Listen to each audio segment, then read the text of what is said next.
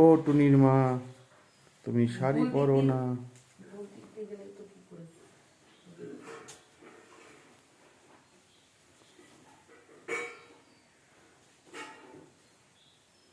ভুল দিক এবং ভুল সময়।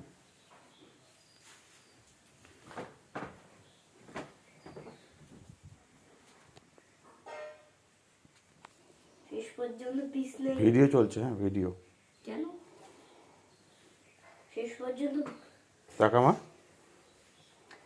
শেষ পর্যন্ত হচ্ছে বিছানায় উঠে বসলো। ঠিকঠাক হচ্ছে।